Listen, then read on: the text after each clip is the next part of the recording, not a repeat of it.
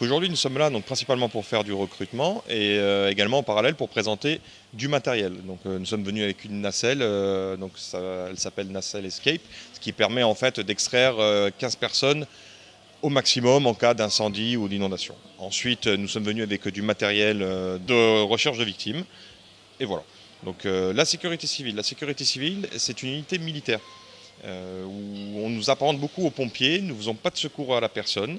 Mais ce qui est intéressant chez nous, c'est que nous faisons donc pas mal d'opérations, notamment donc, feux de forêt, nous faisons des inondations, nous faisons du sauvetage en mer, nous faisons du sauvetage en montagne.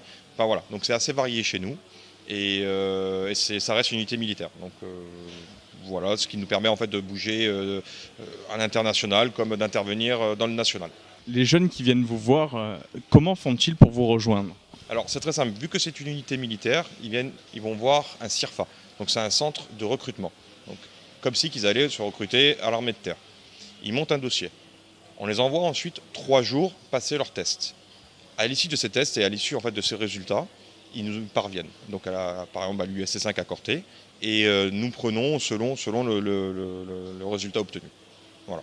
Donc plus le dossier est bon, plus le jeune aura des possibilités de venir se recruter chez nous.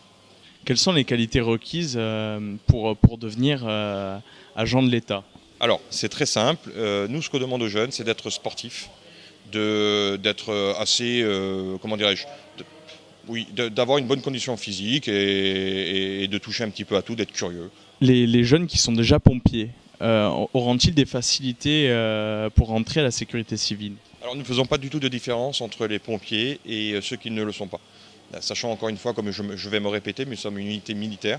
C'est vrai que beaucoup de gens nous confondent avec les pompiers, mais nous sommes 2 entités différentes, même si nous travaillons bien évidemment main dans la main avec les pompiers. Notamment, vous avez pu voir cet été avec les feux de forêt, où c'est vraiment un travail d'équipe avec les pompiers. Est-ce que d'autres journées vont être organisées, éventuellement directement à l'USC5, pour faire découvrir aux jeunes le métier de la sécurité civile? Alors oui, il y a plusieurs journées, notamment par le biais des JDC. Nous avons aussi les cadets de la sécurité civile. Nous avons donc en juin les journées portes ouvertes. Pour l'instant, les dates ne sont pas arrêtées, mais nous allons faire nos portes ouvertes en juin, donc à Corté, où là sera présenté pas mal de matériel, des jeux pour les enfants. Ça se déroulera sur 48 heures.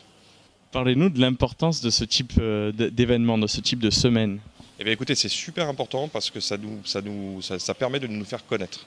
Ça permet de présenter, comme je vous ai dit, de venir avec quelques matériels et surtout d'expliquer qui on est, qu'est-ce qu'on fait, comment on recrute.